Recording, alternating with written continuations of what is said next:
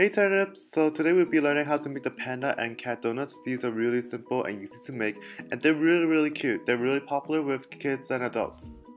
This super cute idea is originally inspired by a Japanese bakery, and let's get started. And since we're making animal donuts, we need to start off with our donut batter. I'm using KawaiiSweetWorld's donut recipe. It's super short and simple, easy to make, and all the ingredients can be found in your local supermarket, so it's relatively easy. And more importantly, it's just the right texture for the animal donuts. The donuts will not be too hard or too soft, and it's just perfectly right. And I'll also link you guys to her recipe and video in my description box down below. I also tweaked the recipes just so slightly because she's using a baby cake maker for her mini donuts instead of a pan, which I'm using. So I'll also give you guys the recipe down below for that as well. First off, we are going to mash our sugar and butter that's already softened in room temperature until it's well blended together. I left my butter out at room temperature for at least 4 hours, so it's extremely soft as shown right here.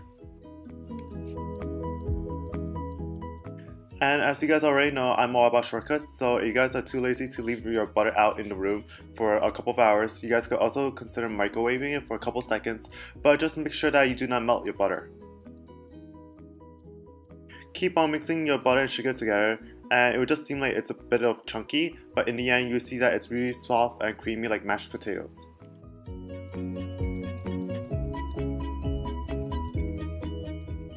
When you see this really good mashed potato consistency, that means that you're doing great and you're almost there. Just continue mixing until you're almost relatively smoothed out. At this point, we are going to add in our eggs. I'm adding 2 eggs at once, and that is because I'm using a mixer, so I think that when I mix my batter together, it will be relatively well incorporated since the mixers are mixing at a relatively high rate. If you guys don't have a mixer, that's perfectly fine. Just beat the eggs together and then just add it bit by bit.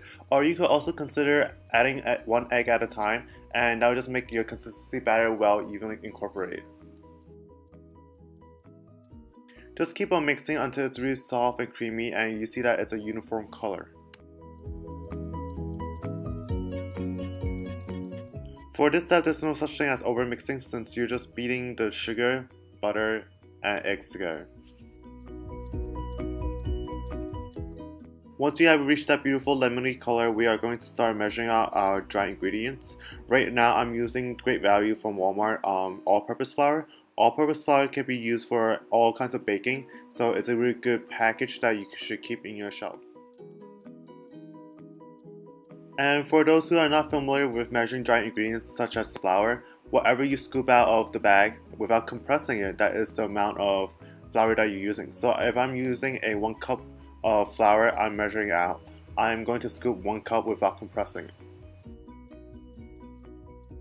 We are going to add in our baking powder. I'm adding slightly more baking powder compared to the original recipe because I want my donuts to be rising higher, and especially since I don't have a baby cake maker, so I don't have a top layer of heating my donuts. So I just want my donuts to be just high enough so that it's well cooked and it's beautifully brown. And if you guys are out of baking powder, that's perfectly fine. If you guys have baking soda and cream tartar, you guys can mix that together and that'd be the equivalent of a baking powder. And right here, I'm also going to add our baking soda as well. And then at this point, you guys can start mixing all your dry ingredients together and mix well to make sure that your baking powder, baking soda, and all-purpose flour are mixed well together so that you do not have parts of a donut rising higher than others. Also, if you would like, you can also add a pinch of salt. It wouldn't hurt. For this next step, we are going to sift our dry ingredients, and by sifting our dry ingredients, we're spreading out the flour, the baking powder, and baking soda together as well.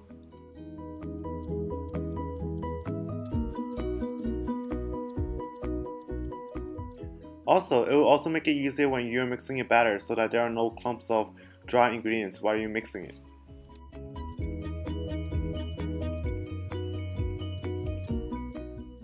For this part, I'm also mixing my batter at low speed so that I do not get batter splatter all over my table.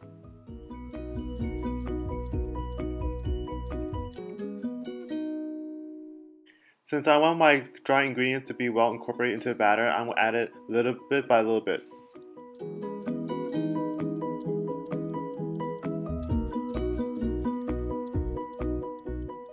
At this point, I noticed that my batter is already kind of dry, so after halfway adding my dry ingredients, I'm going to pour in all my milk. And just mix it for a little bit and you'll see that change in texture. And then at this point, just keep on mixing and repeat until you have used all your dry ingredients. Also be careful to not overmix your batter because you do not want a really hard donut, because a hard donut is basically a bagel and that's not what we're looking for. So just mix it well, just enough that it's well incorporated. Also a quick tip is to slide down all the sides of your bowl so that you also get all those little dry pieces at the rim. And then at this point, we are going to place all of our batter into a pastry bag, or also known as a piping bag, so that it's easier for us.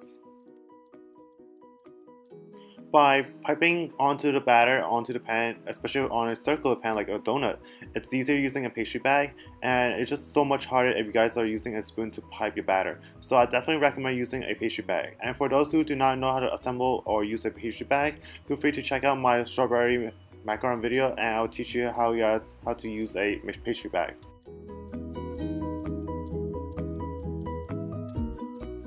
Assemble your donuts 3/4 full so that you have room for it to rise. At this point, you could put your donuts into a preheated 350 degrees oven for approximately 11 minutes until golden brown.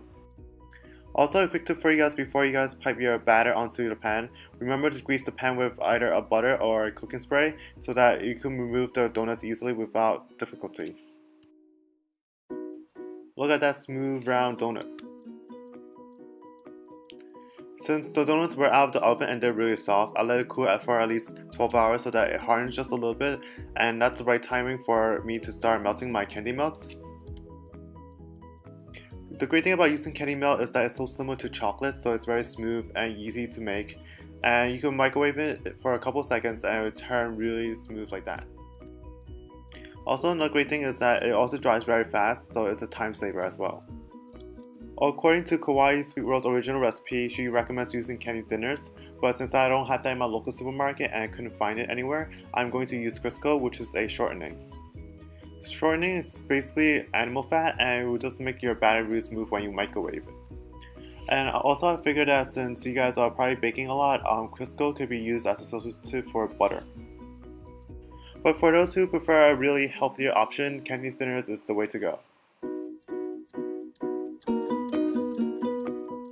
After mixing it really well, I'm going to start making the ears for my animal donut. I got a couple of nice roasted whole almonds from Wegmans, and I'm going to start using them as the ears. Since almonds are similar to a teardrop shape, we're going to use the bottom of the curve of the almond and dip that into the white candy melt and insert that into the donuts. By doing so, you are letting the almond adhere to the donuts with that candy melt. By having the pointy side of the almond sticking out, it makes a really nice ear. And you can stick the other ear in the other side as well. And here is a close-up of how it should look like. After letting it sit for at least 5 minutes so that the candy melt hardens a bit and the almonds are adhered to the donuts, we are going to start making our top layer of white frosting. I'm going to dip it into the candy melt and it's going to be really nice and smooth. Another quick tip for you guys is to melt a lot of candy melt so that when you dip it, it's fully submerged, so that you don't have to scrape the side and struggle like me. Also, to make sure that the front side of the face, where the ears are, I have a lot of candy melt so that you guys could draw the face. And this is how it should look like. Just let it sit there for at least another 10 minutes so that it's fully dried. Once it is dry like this, we are going to start melting our brown candy melts. At this point, we are going to use a toothpick and apply the brown candy melt onto the ears of the donut, which is the almond part, and it will just create that really beautiful and cute panda iconic look. Also, remember to color the back of the ears as well.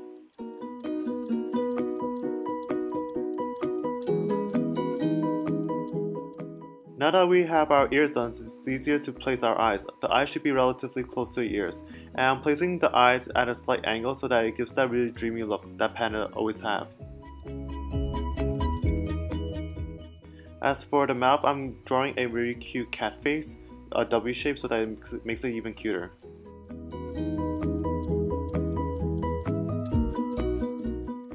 And with a very similar method, we could do the same with the cat. I think one of the great things about making animal donuts is that you could be very flexible with the facial features of these animal donuts. So I really want my cat to be really cute, so I'm making its eyes super big. And then I'm going to give my cat a super small little cute whiskers to make it even cuter.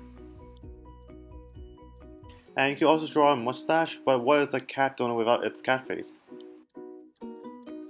After letting them both dry for another 5 minutes, we are going to use our white candy melt that we used earlier, and we're going to make our pupils. Look at that, isn't that easy? And just to be fair, we are going to do the same for the cat as well. It kind of reminds me of a rabbit too. You guys could be really creative with these animal donuts. You guys could give it cute facial expressions. You guys could also give it blush by using pink candy melts. And you guys could just do whatever you guys want. I guarantee you guys it will be just as cute, if not cuter. And here's our beautiful, cute panda donut. And here's our cat donut that kind of reminds me of rabbit donut. I'm not sure now. Does it look more like a rabbit or more like a cat? Let me know in the comments down below. And I hope you guys enjoyed this super easy, simple tutorial on how to make animal donuts. And for my last week's recipe, I made latte macaron, so give that a check out as well. And if you guys like what I do, give me a thumbs up, share, and hit that subscribe button. So until next time, bye!